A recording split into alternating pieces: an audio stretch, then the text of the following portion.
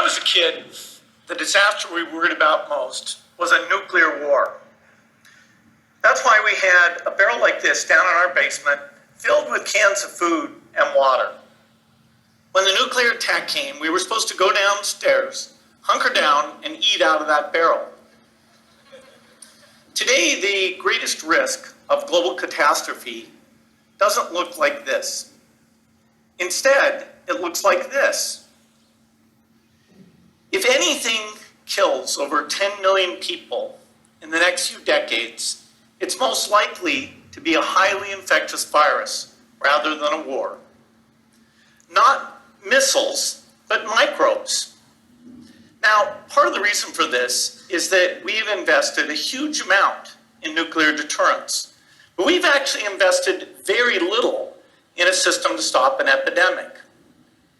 We're not ready for the next epidemic. Let's look at Ebola. I'm sure all of you read about it in the newspaper.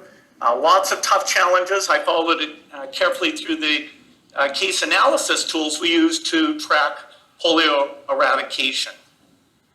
And as you look at what went on, the problem wasn't that there was a system that didn't work well enough. The problem was that we didn't have a system at all. In fact, there are some pretty obvious key missing pieces. We didn't have a group of epidemiologists ready to go who would have gone, seen what the disease was, see how far it had spread. The case reports came in on paper.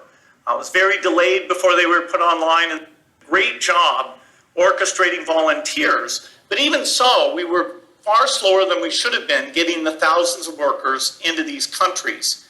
And a large epidemic would require us to have hundreds of thousands of workers.